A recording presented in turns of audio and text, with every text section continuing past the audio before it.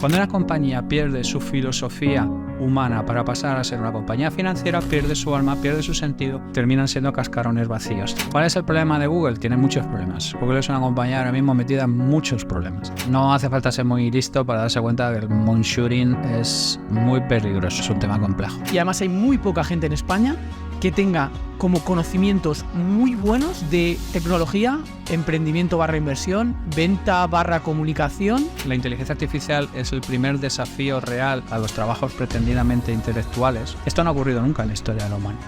Todo lo que tiene que ver con pensamiento humano, pensamiento lateral, pensamiento... Es nuestro último reducto. La última trinchera. La pregunta del millón. ¿Cuánto tiempo nos queda para perder este reducto? Hola, bienvenidos y bienvenidas al episodio 106 de Píldoras del Conocimiento. Yo soy, como siempre, Fernando. Estamos grabando en mi casa y tenemos a un invitado muy especial. Me hace mucha ilusión de tener aquí con todos nosotros a Javier Recuenco. Hola, ¿qué tal, Javi? ¿Cómo estás? ¿Qué tal, Fernando? Un placer, encantado y muchas gracias por invitarme. Pues nada, un auténtico placer. Habrá mucha gente de la comunidad que ya te conozca, porque eres bastante activo últimamente en podcast, en Twitter muchísimo, pero si tuvieras que presentarte brevemente, ¿quién es Javier Recuenco? Pues un ingeniero reconvertido en personalidad que no se sabe muy bien de qué, ni de cuándo, ni de qué manera, y fundamentalmente pues una persona curiosa y que al final del día ha terminado siendo funcional en términos comunicativos, pero que lo estábamos comentando fuera de antena, no es ni mi estrategia, ni mi objetivo, ni nada por el estilo. Una persona curiosa, me gusta como definición. Yo creo que la gente que somos así curiosos nos gusta definirnos como curiosos para no etiquetarnos, es lo que más nos sentimos identificados y lo que menos nos limita de alguna forma, ¿no? Claro, es que a ver, de todas maneras... Como decía Walt Whitman, ¿no? Contenemos multitudes. ¿Quién soy? El aficionado al rock, el padre, el especialista en personotecnia, el especialista en resolución de problemas complejos, el profesor universitario, el conferenciante. Es muy reductor. Y curioso es una palabra que generalmente aplica de manera sistemática a todo. Sí, está relacionado con las identidades múltiples que comentabas y que hemos comentado en otros episodios. Mira, yo sé que tú eres especialista un poco en abordaje de resolución de problemas complejos. A mí es un tema que me fascina. También llevo 1 año y medio estudiando muchísimo sobre estos temas porque aplica mucho al tema de decisión y es muy colindante con muchos temas adyacentes. Y uno de estos temas que descubrí y que una de las personas que más divulga sobre esto eres tú, es sobre Moonshot Thinking, y que además está muy ligado con inversión, que es un tema que gusta mucho a la audiencia, y con emprendimiento. Sí, sí. Si tuviéramos que empezar definiendo qué es el Moonshot Thinking, ¿qué nos dirías que es? Bueno, hay una definición objetiva del Moonshot Thinking. Básicamente es cuando combinamos un gran problema que demanda una solución radical que necesita del desarrollo de una nueva tecnología. Entonces es esa situación extraña, bueno, no extraña, de que cada vez se da más, en el que tenemos una problemática encima de la mesa compleja, de la cual no hay precedentes, que requiere no de una mejora, no de un incremento gradual, sino de una idea profundamente radical para ser abordada, y que normalmente tiene su anclaje en la aparición o en la gestión de una nueva tecnología. El término, como sabrás, viene de todo lo que se originó en la carrera espacial en Estados Unidos a partir del discurso de Kennedy del 62, porque claro, la gente a lo mejor no es consciente de que cuando Kennedy dice en el 62 que vamos a poner una persona en la Luna antes de que acabe la década, la Unión Soviética les había dado una paliza. Había puesto el primer satélite, el Vostok, había mandado a Valentina Tereskova, había colocado a Laika, había una ventaja absolutamente brutal. Lo único que ocurre es que Kennedy era una de estas especímenes en periodo de extinción, como es el líder carismático que es capaz de unir a un país en una persecución de algo y al final terminan yendo a la Luna antes de que acabe la década, con una potencia de cálculo menor de un Spectrum 48K y con un montón de mujeres haciendo los cálculos que son las que salen luego en la película Numbers. Bueno, yo conozco el libro porque la peli no la he visto, pero digamos que completamente una locura, una gran idea y una serie de avances tecnológicos que fueron necesarios para poder llegar a esa situación. Y ese es el concepto de moonshot thinking, que yo además de alguna manera traslado a lo que yo llamo el complex moonshooting, que es en la misma variante. Lo que ocurre es que en lugar de una tecnología disruptiva como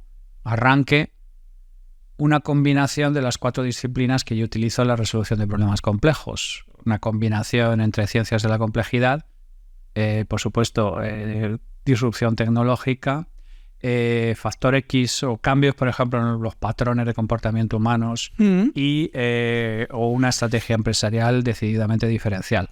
Entonces, yo personalmente creo que el moonshooting está relativamente limitado por el hecho de que nace en un contexto más bien tecnológico y planea como una de las 3 patas del trípode una revolución tecnológica de algún modo. Yo planteo que se puede hacer moonshooting sin necesidad de que haya una revolución tecnológica asociada. De hecho, he expresado varias veces el concepto, la innovación lateral con tecnologías maduras, como hacía con Pei-Yokoi. Digamos que de alguna manera considero que el moonshooting, si bien tiene un fuerte apoyo en lo que tiene que ver con tecnología, muchas veces es demasiado tecnocéntrico en su planteamiento. Por eso prefiero el tema del complex moonshooting. Y te quería preguntar, realmente cuando se habla mucho de moonshot thinking, aunque ya has apuntado de que hay como varias ramificaciones, que si quieres luego hablamos, yo por simplificarlo lo veo mucho como innovación disruptiva versus innovación incremental. Es decir, entre un más 10% anual o intentar un por 10. Sí. Y primera cosa que te quiero apuntar es, ¿hasta qué punto es funcional? O sea, ¿cuánto tenemos que dividir el porcentaje que le metemos a innovación disruptiva o cuánto a incremental? Por supuesto que entiendo que depende de si estás aplicando a una persona en particular, a una empresa, qué tipo de empresa, qué tamaño tiene, si es un holding o no, porque te cambia mucho la película. O sea, entiendo todo esto, pero en tu opinión, ¿cuál sería ese porcentaje? Y luego el segundo, que es algo que siempre he pensado, hay veces que echar dinero al problema. Estabas hablando de Kennedy en el 62 y antes de 10 años habían conseguido llegar a la Luna. Sí. Podemos decir que lo mismo pasó un poco con el proyecto de la bomba atómica, sí. O a lo mejor incluso con el iPhone o sí. Con el poleo. O sea, ha habido grandes hitos históricos que es moonshot thinking. Grandes breakthroughs. Claro, pero esto, marcado un antes y un después. Justo, pero esto también, por no caer en sesgo de supervivencia, ¿hasta qué punto? Porque muchas veces se le acusa a Google, la comunidad inversora que escucha el podcast, muchas veces critica que Google tira mucho el dinero, tiene un laboratorio de moonshot thinking, pero también es verdad que gracias a ese laboratorio y comprar empresas, pues bueno, está ahí intentando la conducción autónoma y va la cosa, pinta bien. ¿Cuál es tu opinión? ¿Cuánto porcentaje y hasta qué punto es tirar el dinero o no? ¿O en qué casos hay que tirarlo o en cuáles no? Vale, que son muchas preguntas. Sí, son muchas preguntas. Voy a intentar a ver si no me dejo ninguna. ¿Cuánto porcentaje? Depende de tu situación vital. Me explico. No hace falta ser muy listo para darse cuenta que el moonshooting es muy peligroso. Es muy arriesgado, es un tema complejo. ¿Cuándo tienes que hacer uso sistemático del moonshooting? Cuando estás en lo que mi amigo Pedro Herrero es en amenaza de extinción vital. Quiero decir, si tu compañía va bien, va como un tiro y está en una posición cómoda y se ve que eso puede mantenerse durante un tiempo, es mucho más normal que tú apliques mejoras, que apliques incrementos, que apliques todo este tipo de cosas, optimizaciones. El Very Little Secret, por ejemplo, de McKinsey es que el 85% de sus ingresos tienen que ver con optimizaciones, mejoras, rascar, pulir, subir precios, cambiar precios, pasar el cepillo, pasar la garlopa, y que cuando les piden una estrategia, pues les sale un Enron o les sale un Purdue Pharma. O sea, quiero decir, no les llaman consultorías estratégicas, pero no hacen estrategia, hacen mejoras operacionales. ¿Qué es lo que ocurre? Que Google tiene un cash cow absolutamente brutal que le condiciona de alguna manera su estructura y es complicadísimo pegarse un tiro en el pie cuando, digamos, de alguna manera tu cash cow funciona bien. ¿Qué es tu cash cow? ¿A qué te refieres? El cash cow, bueno, eso pertenece a la clásica matriz de Boston Consulting Group que divide los negocios Un cash cow es un negocio maduro que es el que te paga las facturas o la inmensa mayoría de las facturas. Publicidad en el caso de Google. En el caso de Google, efectivamente, publicidad. ¿Qué es lo que le ocurre a Google? Que buena parte de sus estructuras, de su statu quo, depende del cash cow. ¿Cuál es el problema de Google? Tiene muchos problemas. Google es una compañía ahora mismo metida en muchos problemas. El primero y fundamental es el que llevo denunciando 10-12 años, que es que el modelo de publicitario actual es profundamente extractivo, viola las normas más elementales de la privacidad y aparte es completamente falso. Yo tengo un artículo del 2016... ¿Pero era de Meta o era de Google? Porque me suena que era más bien de Meta, ¿no? No, yo reparto a los dos exactamente. Vale. Considero que pero no es exactamente lo mismo el modelo de publicidad, ¿eh? No, pero lo que sí es exactamente lo mismo es la promesa hecha a los anunciantes, que no es real ni se puede reflejar, y el desprecio absoluto a las normas más elementales de la personotecnia y de la gestión de la privacidad. Entonces, el problema fundamental de Google es que, por un lado, le viene el colapso del modelo publicitario actual y al mismo tiempo tiene a la Corte de Antimonopolio, Antitrust de Estados Unidos detrás de ella porque está funcionando a ambos lados de la mesa, cosa que van a obligarles antes o después a dividirse en varias compañías más pequeñas. Entonces es bastante complicado, porque es que mola, tener una unidad de monitoring, igual que tener un departamento de innovación y todo eso, para hacer teatro de la innovación y fliparte cuando tu máquina de hacer dinero está imprimiendo billetes como si no hubiera un mañana, está fenomenal. El problema es cuando tú realmente necesitas hacer un movimiento. Yo creo que no hay un shooting real si no estás en una especie de peligro vital. ¿Tú crees? O sea, yo creo que las empresas de este estilo, y lo vemos mucho en Amazon, yo creo que conocen el dilema de los innovadores y saben que si no encuentran vectores nuevos de crecimiento, o sea, la fiesta dura lo que dura. O sea, puedes morir. Me gusta mucho el ejemplo, ¿vale? Bezos, la cosa más importante que ha hecho en toda su vida es convencer durante casi 20 años a su board de accionistas que este año tampoco tocaba dividendo y tocaba reinvertir en seguir cumpliendo el tema. Pero si tú ves el body language últimamente de Bezos, está más preocupado en exhibir los bíceps y sus camisas hawaianas junto con las nuevas cosas que se ha comprado que en pensar en cuál será el futuro de Amazon y la parte transformacional de Amazon. Yo en ese sentido, por ejemplo, Jobs era un sociópata. Y entonces esas personas, digamos que de alguna manera están comprometidas en una misión de hacer esto hasta el final de sus días. Apple es una locomotora que separó el motor desde que él se muere. La inercia que lleva es... Man in a mission, que decías tú. Exactamente. No, a ver, Jobs, yo tengo una relación con Jobs curiosa. Porque quiero decir, por un lado le admiro profundamente la visión estratégica y la capacidad de ser humano en una misión, y por otro lado no... se me escapa el concepto de que es un sociópata y que es una persona que te gusta admirar en la distancia, pero no te gustaría tenerlo de vecino en la casa de al lado. Entonces, el asunto es que Jobs tenía una cualidad muy curiosa, que además la verbalizó en una ocasión determinada, diciendo que yo me canibalizo a mí mismo porque me tengo más cariño que el que me tendrá la competencia. Eso es un insight absolutamente brutal. Qué grande, no lo había escuchado, ¿eh? Pues sí. Se lo dijo él, además en los tiempos del Lisa y en los tiempos del cuando tenía dos equipos. Sí, del Mac 2. Entre ellos, sí. Del Mac y todo este tipo de cosas. Ese es un insight a la altura de E igual a MC cuadrado. Y no es algo que sea de lo más referido de Jobs, ni es de lo más mencionado, ni One More Thing, ni cosas por el estilo. Bueno, que dice Richard Rummel, ¿no? En el libro de... Eso es. Rummel, por ejemplo, tiene contacto con Jobs y Jobs le da una lección de estrategia a Richard. Brutal, brutal. O sea, quiero decir, que estamos hablando de ese pedazo de tipo. Claro, ¿qué es lo que ocurre? Que tienes que ser, posiblemente, que no lo sé, un sociópata como Jobs para llegar a ese tipo de insight absolutamente brutal, de que efectivamente mejor que te empieces a hacer la competencia tú a que venga alguien de fuera que te va a tener bastante menos cariño. La inmensa mayoría de la gente enfrentada a la idea de combatir el statu quo, la arquitectura de incentivos que se ha ido consolidando y un montón de cosas, normalmente suele terminar diciendo ¡ay, que no estamos tan mal! Como lo aporta. ¿Vale? Entonces, eso es profundamente humano. Nunca jamás yo le reprocharé a nadie que sea humano. O sea, yo no le puedo reprochar a Bezos que después de todo el tiempo que se ha dejado la vida y se ha jugado al pellejo 40 veces. Bueno, que se han medio retirado en el fondo, ¿eh? Está retirado de todas. Claro, O sea, claro. no lo explicita, ni lo dice, ni nada, pero su body language es estoy retirado, motherfuckers. Sí. Ya me da exactamente igual. Como Andy Jassy, que es como el erizo, yo he sido el zorro, y ya está. Eso ya está. Se repite un poco la película. siempre. Además, lo que dicen, de que la historia no se repite, pero rima. Total. Entonces el asunto es, ese insight tan poderoso de Jobs necesita ser un auténtico sociópata para empezar a desmontar un tema que todavía está funcionando, pero es cuando hay que hacerlo para entrar en otra serie de cosas. Entonces Google ha montado el laboratorio de Manchurian, tiene un montón de cosas muy chulas, ha juntado un montón de talento a golpe de talonario, pero todo el mundo sabe y tiene la sensación de que en la gran jerarquía de las cosas los que mandan son realmente los que pagan las nóminas a fin de mes. Esta es una tensión que ocurre absolutamente siempre en todas las compañías.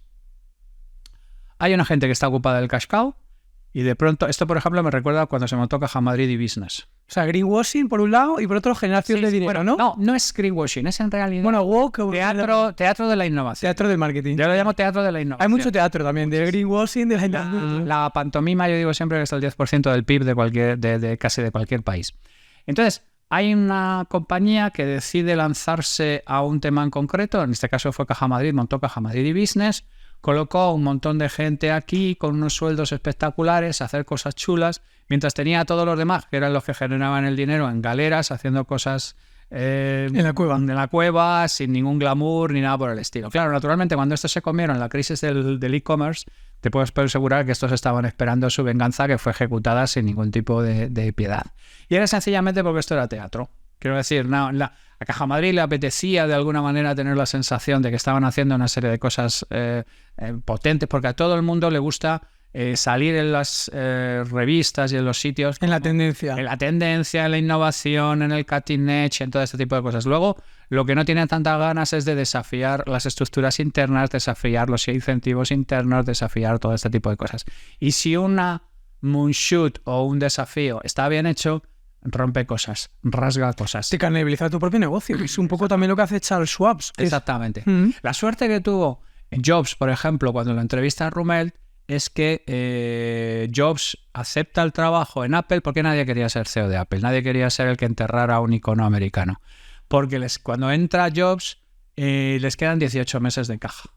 Convence como fuera al CFO de que le consiguiera 6 meses más, el CFO hace lo que saben hacer los CFOs, le consigue 6 meses más, y luego naturalmente el premio que le dio Jobs fue a usarle de chivo expiatorio en un problema bastante feo de insider information que usaron de venta de acciones y cosas por el estilo, pues lo que tiene trabajar con sociópatas. Pero Jobs lo hizo fenomenal, o sea, es que fue un insight absolutamente brutal, pero ¿qué le ayudaba? Cuenta la audiencia, Lisa, y yo creo que la gente no lo sabe. Estamos hablando entre nosotros lo de esperar la siguiente gran cosa y cortar un poco la línea de gastos improductivos. Sí. Bueno, básicamente Rumelt en el 97 acababa de entrar Jobs en Apple, va a verle y le dice, oye, Steve, oye, buenísimo lo que habéis hecho y tal, y las operaciones y tal, pero estás jodido. Intel te va a romper el culo, vais a ser siempre una compañía de nicho. ¿Dónde está no vais a poder salir de este tipo de externalidades? ¿Qué va a ser de tu vida? Y entonces Rumelt dice, él no me llevó la contraria, no me dio un de generalidades, no me dio un tipo de respuesta de esta de pasarme la mano por el hombro. Me dijo, solo estoy ganando tiempo y estoy waiting for the next big thing. Que en su caso fue Pixar, después fue el iPod, después fue toda la línea de cosas. Y claro, Rumelt se quedaba completamente acojonado.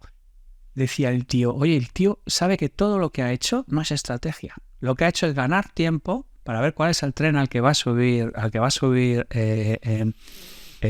Apple. Y además Apple le tiene que comer la oreja a Pixar. Pixar no quiere salir a bolsa. Hace coincidir la salida a bolsa de Pixar con el lanzamiento de Toy Story. O sea, el tío, ¿qué es lo que ocurre? Como detrás de él solo estaba el abismo, tiene claro que su única apuesta es moonshot thinking y tirar para adelante. ¿Cuál es tu problema? Tu problema es que cuando lo que tienes detrás es un colchón de billets, es mucho más complicado hacer este tipo de salto hacia adelante. Pero esto le ha pasado a Kodak, esto le ha pasado a todas las compañías. No tienen una sensación de que detrás está lo que en la innovación llama siempre la plataforma ardiendo, ¿no? Estás en medio del Mar del Norte, estás en medio de una plataforma petrolífera y está en llamas. Y esa es la única manera en que la gente puede dar el salto hacia adelante. El problema fundamental es que normalmente tienen la sensación de que pueden patear el bote un poco más. Y la ventaja que tenía Jobs, sin negarle un ápice, porque insisto que es una de las mentes estratégicas privilegiadas de la época, es que detrás de él solo esperaba el abismo. Y entonces lo único que les quedaba era ir hacia adelante. Lo que yo no tengo tan claro, Javier, que con la personalidad tan fuerte que tenía Jobs, si no lo hubiera hecho esto mismo, este moonshot thinking, con una situación menos complicada. Porque de hecho, 5 años después de lanzar el iPod, se lanzó otro moonshot thinking que fue el iPhone. Y ahí la situación ya no era dramática. Sí. Vale, vamos a ver. Es que Jobs pertenece a un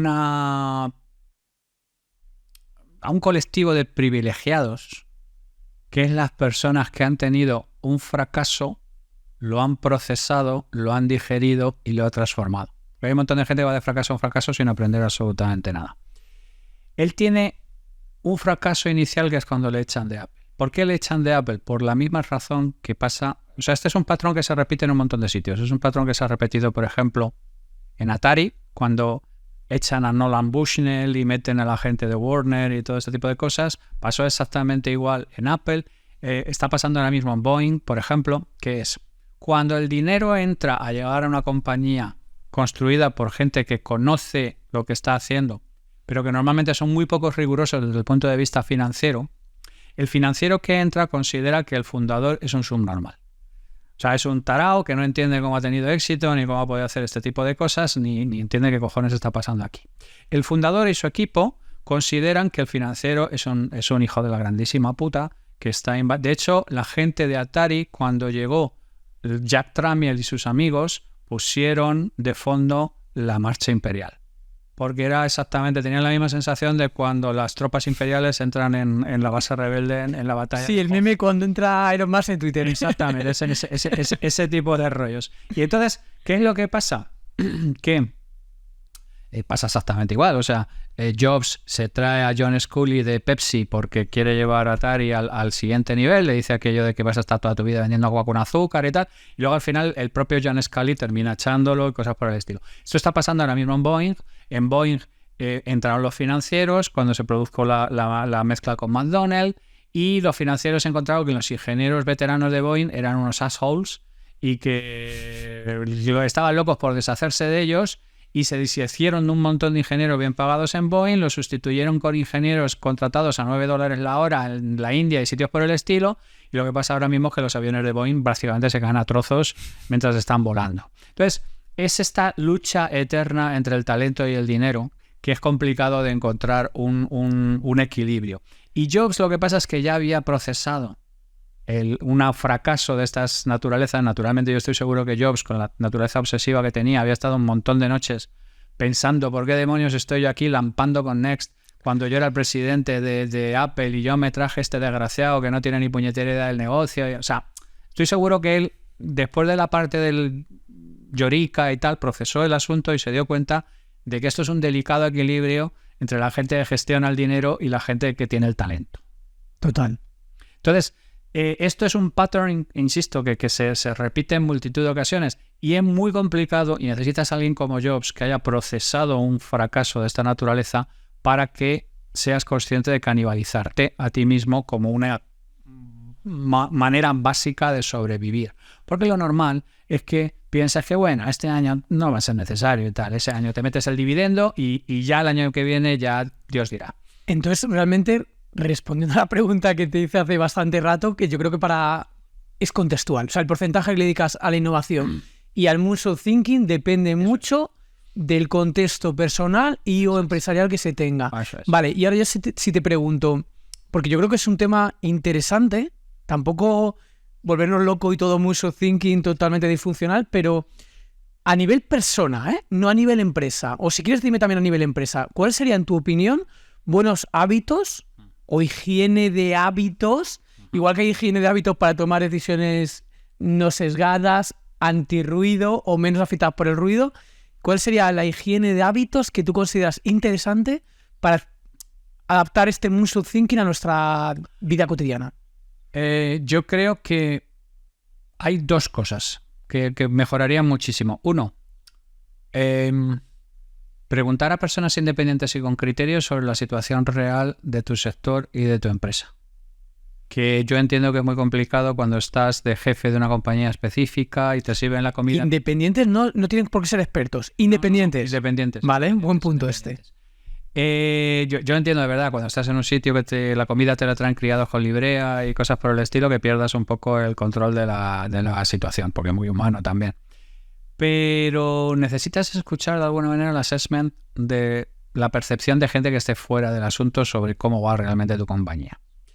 Y segundo, y muy importante también, identificar y curar de raíz problemática de agencia. Que lo he mencionado en alguna ocasión. Conflicto de intereses, ¿no? Conflicto de intereses. Hay muchísimas compañías secuestradas por sus CEOs. Muchísimos CEOs que toman decisiones en su propio interés en lugar de decisiones de su compañía. Yo siempre he dicho que el auténtico maestro cinturón negro octavo dan de esta movida es Jack Welch.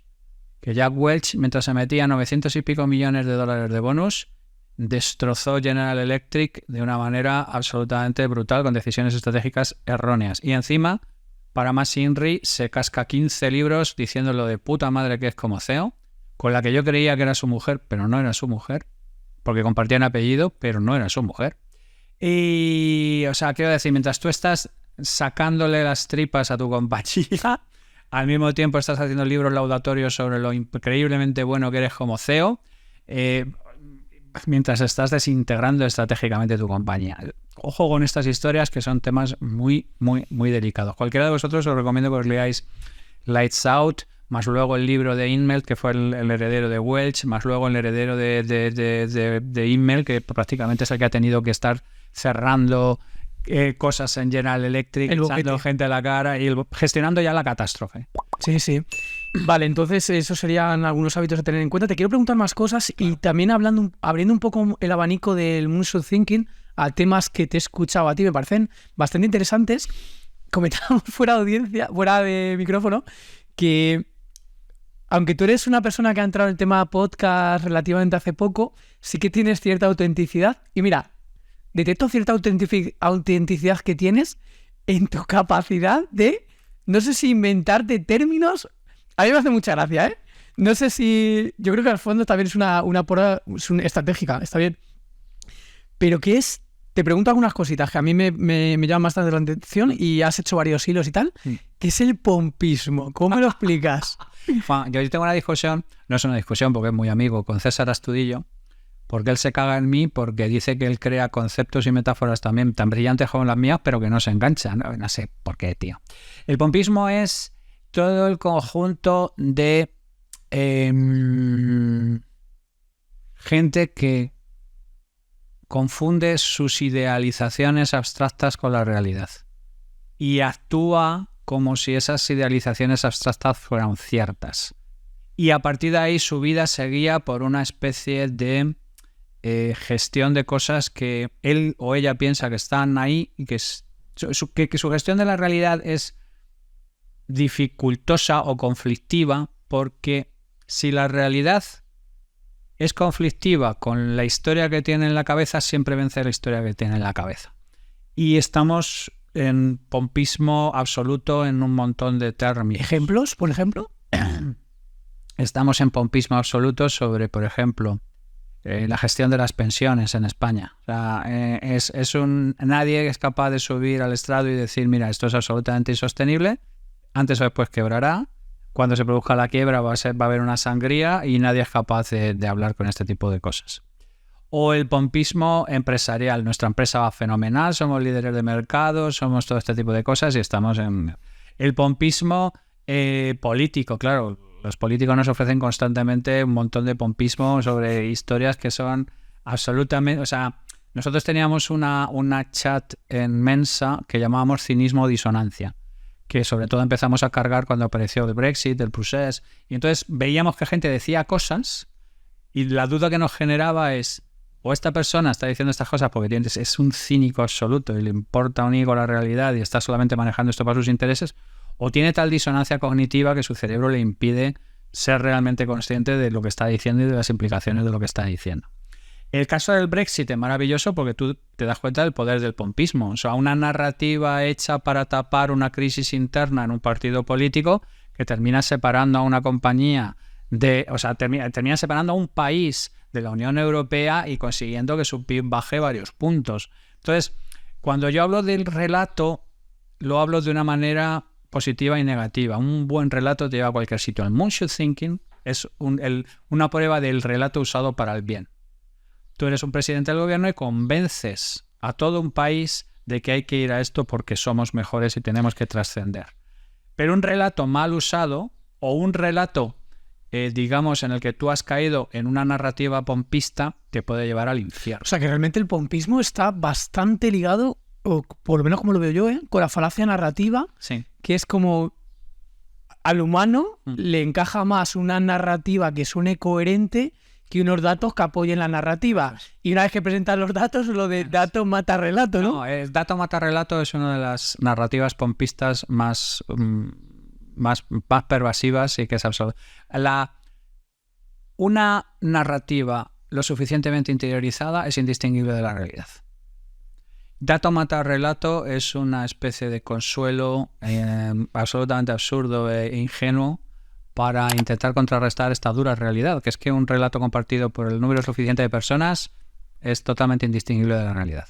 Que se lo digan a Chomsky, ¿no? O ventana de Overton. Siempre que amplías la ventana y entra dentro del relato. O Gramsci o Lakoff. O sea, la gente me dice que me meto mucho con la gente de izquierdas, pero es que las auténticas máquinas de articular las bases del pompismo son casi todo teóricos de izquierdas. Lakoff, Gramsci, Chomsky, etcétera, etcétera. Son gente que han entendido perfectamente. Bueno, Goebbels es el padre, pero es de la propaganda, que es otra cosa completamente diferente. El pompismo tiene más que ver con esto. Tiene más que ver con...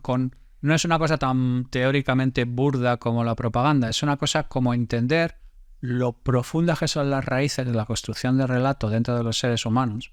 El propio Harari, que cuando es antropólogo es una lectura interesante, cuando se convierte en todólogo es absolutamente insufrible. Es pompista a tope. Pompista saco. Pero él habla de una cosa muy interesante, que es que los humanos hemos llegado llegados porque tenemos el poder de creernos relatos de manera colectiva. Y eso lo convierte en algo absolutamente brutal. Claro, ¿y por qué te saco yo a colación el tema del pompismo? Aparte que me hace mucha gracia, porque yo creo que también se puede ligar un poco con moonshot thinking, sí. ¿no? Sí, pero por eso digo, pero es que el relato tiene esa parte buena, que es la parte del moonshot thinking, la parte de la épica, la parte de crearte, y tiene la parte mala, que es que como los relatos crean realidades, si la realidad es interesada, mala, racista, todo este tipo de cosas arrastra a todo este tipo de... O sea, buena parte de la... Sí, se genera reflexividad. Exactamente. Buena parte del antisemitismo está basado en un libro que son Los protocolos de los sabios de Sion, que lo publicó Ford, que era un antisemita feroz en varios de sus periódicos durante bastante tiempo, que es un libro inventado. O sea, es un libro que un francés revolucionario en medio de historias y tal, le pidieron que hiciera un escrito difamando a los judíos, y es algo que ha ido pasando de generación en generación. Nosotros nos hemos comido una leyenda negra de putísima madre creada por franceses, italianos y cosas por el estilo, que es bullshit puro. O sea, es como la fuerza, ¿vale? El lado oscuro de la fuerza y el lado bueno de la fuerza. ¿Qué es lo que le pasa a este lado? ¿Es más poderoso? No, pero es más rápido, es más seductor, es más tentador.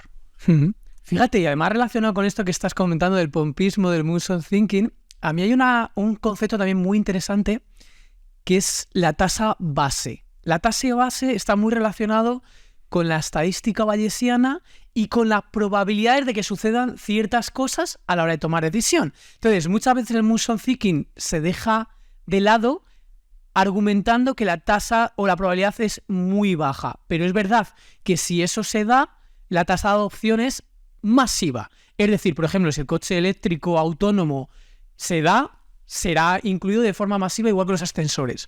Entonces, mi punto es que muchas veces la tasa base está equivocada. Lo aterrizo. Muchas veces te dicen, no emprendas, o en España no emprendas porque la tasa base es muy baja. Y yo le digo a la gente, vale, vamos a nichar un poquito más la tasa base. Vamos a ver cuántas personas totalmente decididas durante 10 años intentándolo, yendo a tope, man in a mission, que decías tú, leyendo, estudiando, accionando con cierta capacidad intelectual de base de esta gente, ¿cuánta gente no lo ha conseguido? ¿Verdad que la tasa base ya no es un 1%? Igual estamos hablando ya de un 70%. Entonces, creo que ahí hay mucha falacia narrativa en coger tasas bases equivocadas, incluso a la hora de aplicar a mucho thinking. Bueno, incluso, a ver, hay un libro que yo recomiendo mucho, que es el de Danny Duke, que es Thinking in Bets, que básicamente creo que todo el mundo mejoraría con un conocimiento básico de probabilidad y de todo este tipo de cosas. Pero claro, ¿cuál es el problema? El problema es que si tú atiendes a la tasa base, es como la problemática que hay ahora mismo con las AI generando datos que a su vez serán utilizadas para entrenar nuevas AI, cosas por el estilo. Has cogido la campana de Gauss y le has cortado a los extremos. Cuando tú produces eso, lo que vas a producir es de manera consistente y de manera efectiva mediocridad. Que está muy bien. O sea, quiero decir, cuando tú lo que intentas es hacer una cosa que sea una fábrica y cosas por el estilo, lo que no quieres es extremos. No quieres... Six Sigma es para intentar centrar la producción en un tema sistemático. Pero claro, ¿cuál es la probabilidad real o cuál es la tasa base de que unos dueños de un taller de bicicletas inventaran el avión? ¿Cuál era la tasa base real de eso? Entonces, hay un montón de cosas a las que tienes que aplicar la tasa base, y el problema fundamental es que si quieres hacer cosas realmente grandes, eso es profundamente incompatible con la tasa base. Entonces, si tú eres una persona, y la mayor parte de lo somos gente del montón, que intentas hacer algo que excede con mucho lo que tú puedes hacer, lo que tienes que plantearte es decir, bueno, pues esto es como irte al casino, ¿vale? Puedes estar todo el rato jugando a rojo o negro, tienes más o menos las 50 posibilidades de esto, pero ¿qué es lo que te interesa? ¿Te interesa sostener esto durante el tiempo o te interesa ver si consigues algo y con gran riesgo y con gran recompensa? Esta es la estrategia Barbell de Nicholas Taleb, ¿no? Él dice, oye, asegúrate de que las cosas vitales las tienes cubiertas y con el resto haz grandísimas apuestas que tengan grandísimo retorno. Entonces el problema es que cuando la gente lo que hace es aplicar la tasa base como guía de vida, pues lo que va a conseguir es una vida sin altos, sin bajos, absolutamente mediocre, y cuando al final del día, porque todos nos vamos, te entierren o de esto, pues has pasado por el mundo como los mojitos que se te estallan en los parabrisas cuando vas de viaje. Sí. Lo único aquí, el apunte, y yo siempre me gusta pensarlo de esta forma, es que la tasa base no es estática. O sea, es teoría mabellesiana, vas incorporando información. Entonces, inicialmente estas personas que querían construir el primer avión o el primer helicóptero, pues oye, inicialmente era un 0,0001%, pero según fueron iterando, llegó un punto de la partida en que es como lo de la tanda de penaltis del otro día, que la probabilidad va variando. Dice, pero es que la gente, y eso lo dice Annie Duke, que eso lo dice un montón de gente, lo decía Kahneman y tal, no tiene ni puta idea de las probabilidades ni de los riesgos. Claro. O sea, la gente dice, es que los penaltis son una lotería. Perdóname, los penaltis son la cosa más estudiada por todo el mundo a fondo y de manera profunda. ¿Qué es lo que ocurre? Que aquí Lunin tuvo suerte. Dijo, oye, varios de estos tiran por el centro. Uno de ellos, escoge el que quieras. Este. Y ese va y lo tira por el centro. Porque tú prefieres como portero tirarte hacia un lado o al otro porque al menos has hecho algo. Como las empresas. Exactamente, es que eso es a donde voy. Esto es como las empresas. Hay un montón de empresas que prefieren moverse porque, insisto, el 10% del PIB es la pantomima. Hay muchísimo dinero en hacer como que se intenta hacer algo sin hacerlo. Sesgo de acción, los gestores de fondos igual. Exactamente igual, porque es que la gente tiene que tener la sensación de que tú te estás moviendo.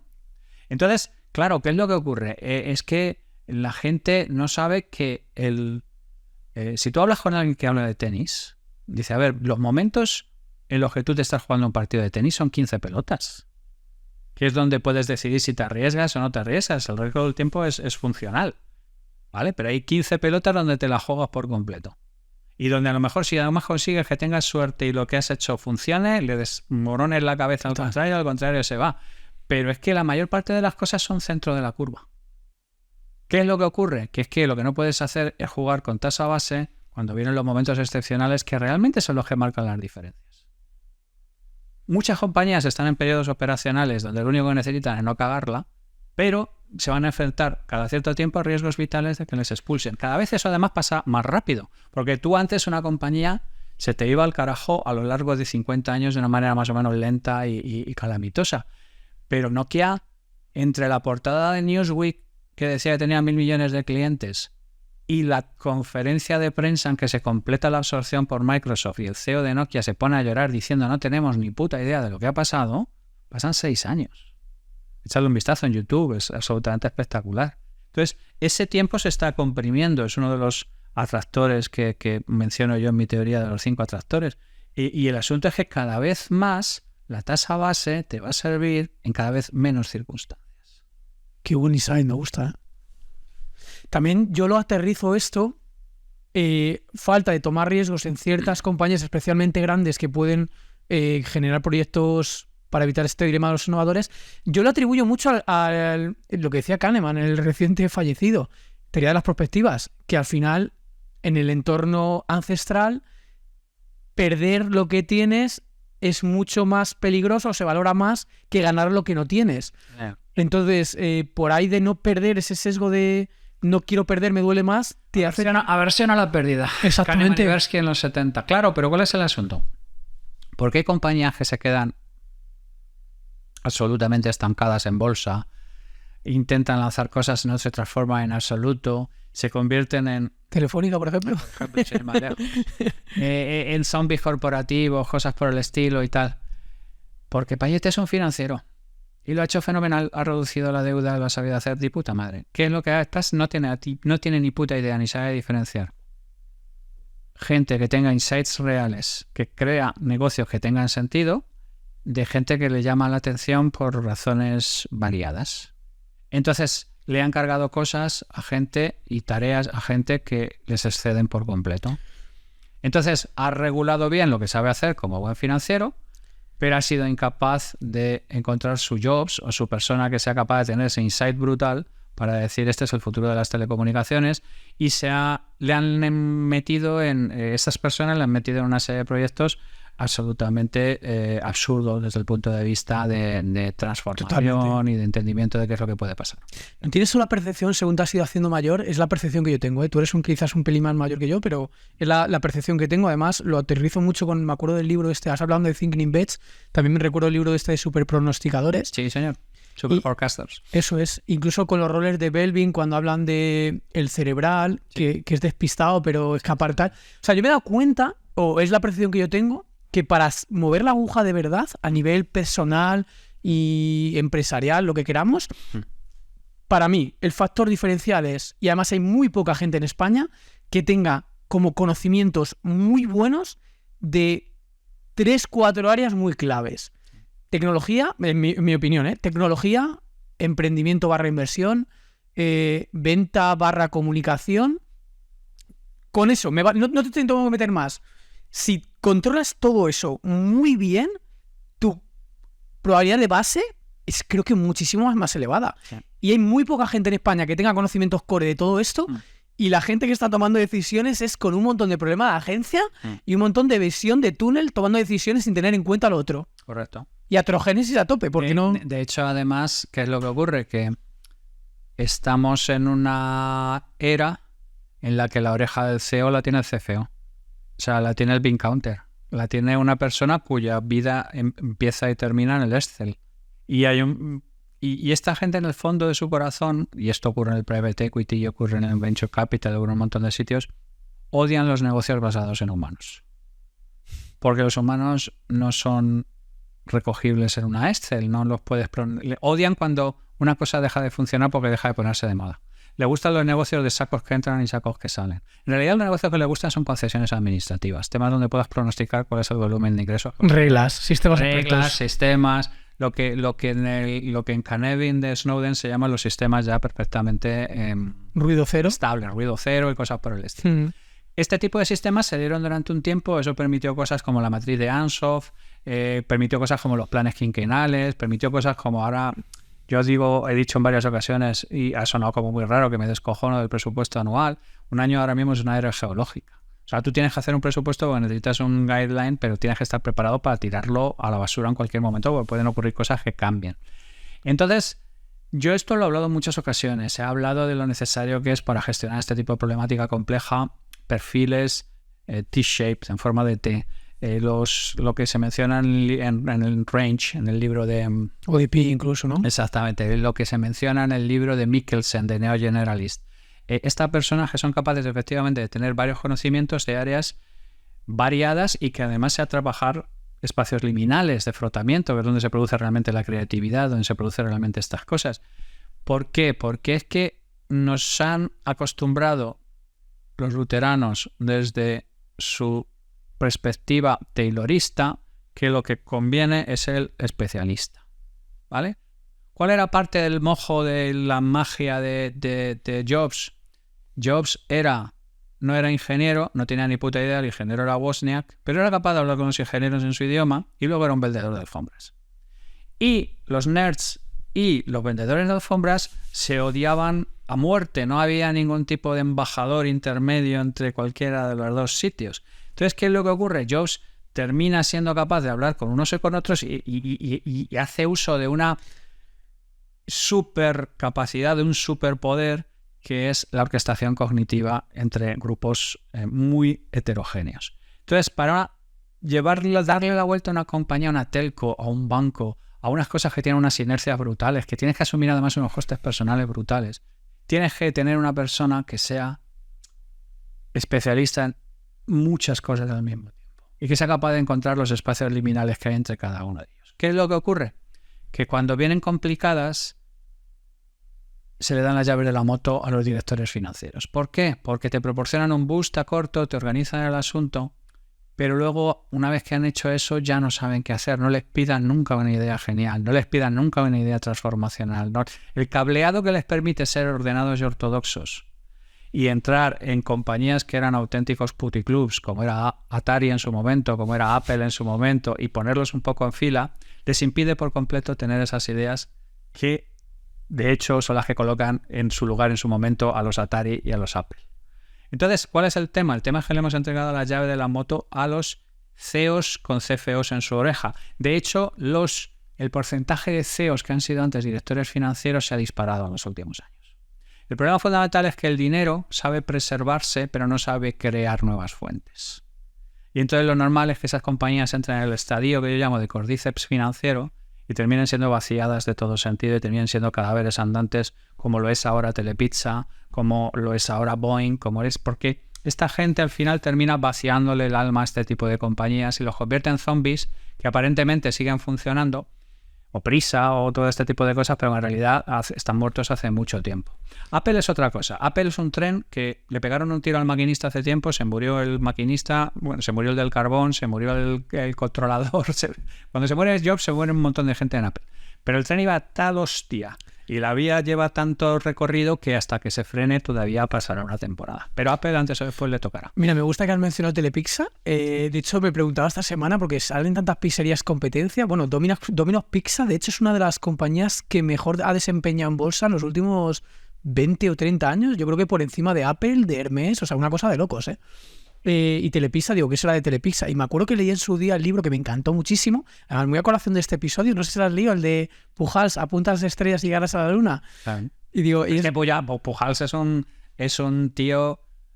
Como surthinker total. Surthinker total, un absoluto visionario, y aún así con todos, Pujals se aprovechó de que todavía era posible una idea, que era coger una idea que funcionara en Estados Unidos y ver a ver cómo trasplantarla. Yo estuve en la primera pizzería de Pujals, que estaba ahí en el barrio del Pilar. O sea, quiero decir, es que Pujals era otra cosa. Sí, pero bueno, lo replicó varias veces. Que lo hizo con Telepizza, lo hizo con Yastel y ya no recuerdo con qué más, pero lo hizo... Bueno, Yastel estaba ya Warshawski también. O sea, pero sí, Pujals es otro animal, otra liga. Y mira, otra cosa que has comentado de lo de los CEOs que tienen los CFO al lado. Yo no sé si esto tiene algo que ver, no lo he pensado nunca, pero se me acaba de venir a la mente. Si te fijas, hay muchísimos CEOs hoy en día de empresas tecnológicas, sobre todo cotizadas, que son indios. Sí. No sé si tendrá algo que ver con esto, ¿no? Sí. ¿Lo has pensado? Sí, porque la gente india son gente que tiene un absoluto commitment al trabajo, un absoluto commitment a un montón de cosas, y todas esas compañías han entrado ya en su fase de madurez. Okay. Entonces, una vez que tú tienes una cosa que entra en fase de madurez, un indio es un biotipo, un perfil que funciona muy bien para la parte de explotación. ¿Quién es una anomalía en ese tipo de biotipo, dentro de que cualquier generalización es falsa? Satya Nadella. Satya Nadella es una persona que es la solución a una problemática mucho más grave, que es que si Bill Gates no manda a paseo su amistad de 30 y tantos años con Ballmer, le manda a tomar... Se carga la compañía. Ahora estaríamos hablando de Microsoft como estábamos hablando de Kodak o de Nokia. ¿Vale? Y el asunto es, tú dices, joder, es que Ballmer es tonto, ¿qué coño? Ballmer es un graduado de Harvard más listo que el hambre. ¿Pero qué es lo que pasa? Que tú tienes unas skills adecuadas a un contexto específico. Y cuando no eres capaz de leer que hay un cambio de guardia, que hay un cambio de zeitgeist, que hay un cambio de época, que han aparecido otros atractores diferentes, tú sigues percutiendo con lo que te salió y lo que te hizo multimillonario y te encuentras con que no das una. Esto le pasa, por ejemplo, al private equity. ¿Vale? El private equity se hace multimillonario en los 90. ¿Por qué? Porque hay un montón de compañías que necesitan lo que ellos podían ofrecer, que es un apalancamiento financiero y una explotación operativa profesional. Y con eso conseguían rentabilidades de más de 2 dígitos y eso les refinanciaba el préstamo, etcétera, etcétera, etcétera. Ahora mismo, yo hice un hilo específico sobre cómo el private equity se estaba transformando por completo y se estaba perdiendo todo y estaba cambiando el tema y no lo estaban sabiendo leer. Y cuando publiqué ese asunto, a mí me contactaron varios junior associates de varios private equity para hablar del asunto en diversos reservados de Madrid y decirme, mira, tienes razón, tío, pero mi senior associates que se hizo millonario con esto en los 90, antes de darte a ti la razón y decir que no es capaz de darle la vuelta a esta compañía, se toma la cicuta. Digo, pues fenomenal, pues ahora hay que esperar a que tu senior associate se muera, se arruine o le lleven a la cárcel, lo que pase antes.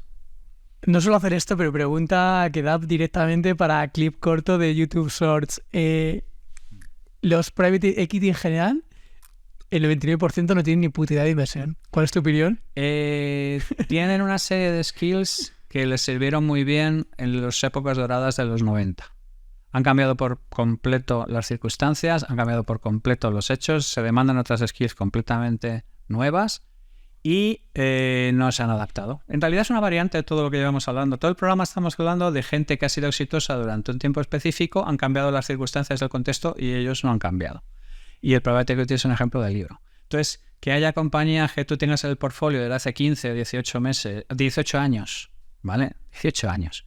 3 CEOs, 5 directores de marketing, no sé, a lo mejor, ¿qué mensaje necesitas para darte cuenta de que tú no le vas a dar la vuelta a esa compañía? O sea, antes viene la muerte térmica del universo que tú le des la vuelta a esa compañía.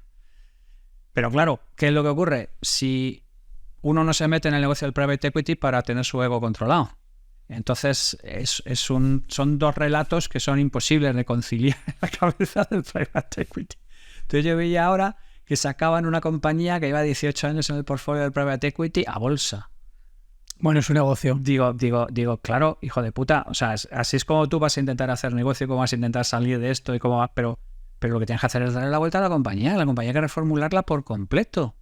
Y tú, más allá de la reformulación, apalancamiento, porque es que además tu fondo ya se ha cobrado con creces lo que has invertido. O sea, tú no cierras esa compañía porque lo que no quieres es que el banco luego, al siguiente préstamo, que es el que se iba a comer el marrón, te venga cambiándote los tipos de interés. Pero lo que está claro es que tú no le puedes dar la vuelta a esa compañía porque no tienes las skills para darle la vuelta a esa compañía. Y las que te sirvieron para darle la vuelta a compañías, en los 90, ahora mismo el listón ha subido 30 centímetros. Y si antes te cualificabas saltando un 80, pues ya tienes que saltar 2,10. Y la vida es así, no la he inventado yo, como decía el Giacobbe. ¿Sabes? Y este es el auténtico drama en el private equity, en el venture capital y todo este tipo de cosas. En venture capital a lo mejor las tesis de inversión son diferentes, pero el private equity es una cosa absolutamente clarísima. O sea, hay compañías que necesitan una reformulación integral por parte de esta gente que tiene esta serie de disciplinas y que están en manos decisiones de gente que son financieros y que hacen lo que hacen y lo que hacen lo hacen muy bien, pero no tienen las skills para darle la vuelta a esa compañía. Es que tú, por ejemplo, la persona que se colocó al frente de Apple era John Sculley, que venía de Coca-Cola. de Pepsi, ¿no? De Pepsi. El que colocan al frente de Atari era un tío que venía de la empresa textil, de hacer toallas. O sea, el problema es que el dinero se ha creído, ¿vale? Que con simplemente tener una serie de know-how sobre una serie de conceptos básicos de gestión, tú le puedes dar la vuelta a una compañía en peligro vital. No, tú puedes gestionar cualquier compañía que vaya sola y que su propuesta de valor siga funcionando. Pero si la propuesta de valor empieza a embarrancarse, tú, en tu vida y 4 reencarnaciones más, no encuentras la manera de reformular una propuesta. Javi, avanzando un poquito más y por ir acabando el episodio, hay un tema que me fascina y que creo que tú también controlas bastante. Creo que, no sé si has mencionado a lo largo del episodio, me ha parecido a mí, bueno, has hablado de liminalidad y tal. Hay otro concepto interesante que son el pensamiento divergente y también has mencionado que es algo que está muy relacionado con complejidad. Has hablado de atractores, de grandes atractores. Si tuvieras que, pero muy, muy resumido, porque yo sé que esto te puede dar por una masterclass de 5 horas hablar de atractores y de pensamiento divergente, pero si pudieras darnos una breve semblanza, ¿a qué te refieres y qué compañías están afectadas por ellos? O sea, yo qué sé, todos conectados, desmaterialización, desmonetización, no sé, los que tú consideres más. Ya sé que es un melón muy grande, pero hay mucho oyente inversor y yo creo que estos temas a mí me sirven a la hora de invertir, ¿eh? Tener en cuenta hacia dónde va el mundo. Resúmeme Guerra y Paz para hacer un short en TikTok. Bueno, vamos a ver. Varias cosas.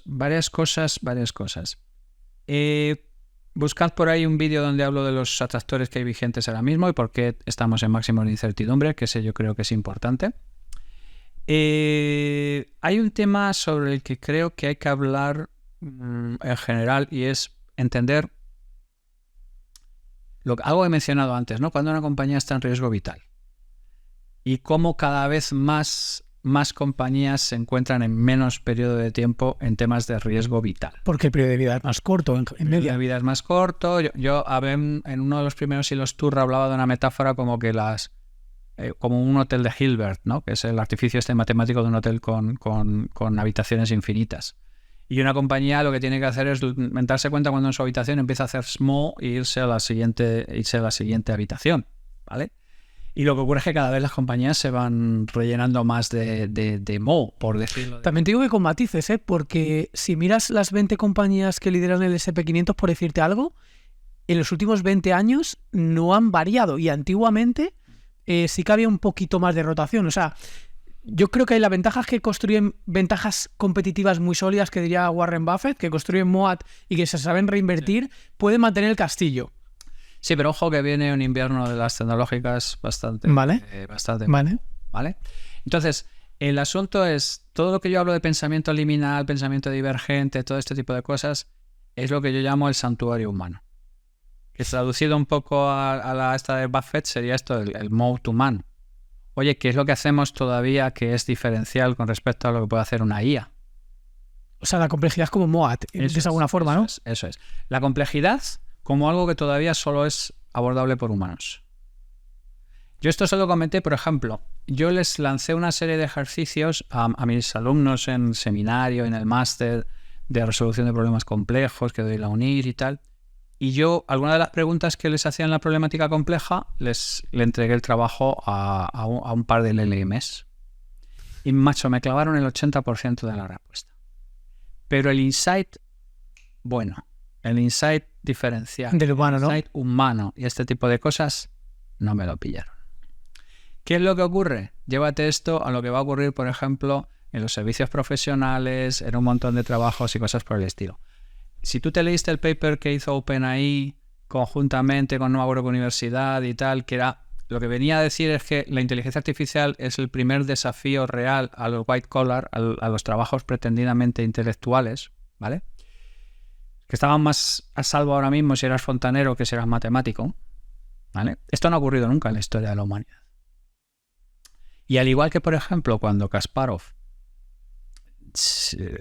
pierde con Big Blue y en un momento dado pensamos que ya no podemos competir con la máquina al ajedrez, y entonces Kasparov se saca lo de los centauros, la combinación hombre-máquina, un montón de cosas. Lo que tenemos que entender es que no podemos competir con las máquinas en lo que las máquinas ya hacen mejor que nosotros. Y hay un montón de trabajo pretendidamente intelectual, que ahora mismo lo que consiste es ir a la mina de datos, coger una serie de datos, hacer una cierta selección, lavarlos, presentarlos y exhibir. Curación de contenido, traducción de idioma, incluso que hablábamos. Exactamente. Ojo que hay un montón de cosas que eran trabajos pretendidamente intelectuales que son teatro de la erudición, hojarasca intelectual. Es una cosa que la máquina se lo va a cargar. Yo siempre digo, gente me dice, oye, ¿qué manía tienes a McKinsey? Digo, no, yo no le tengo ninguna manía a McKinsey. McKinsey es una compañía que en los 80 y los 90 era completamente diferencial. ¿Por qué? Porque la información que tenía McKinsey no la tenía nadie. Y el departamento de investigación de McKinsey no la tenía nadie. ¿Quién le mete la primera hostia a McKinsey? Internet. Cuando aparece Internet y se democratiza el acceso a la información, McKinsey se lleva la primera hostia. La segunda hostia a la que no se va a levantar es la inteligencia artificial, porque ya es la manera sistemática de acceder a ese tipo de información de una manera específica, trabajando de un modo específico. A McKinsey le pasa exactamente igual que todo el resto de las compañías que hemos hablado. Durante un tiempo han tenido un moat que han podido defender y ahora se ha desaparecido por completo.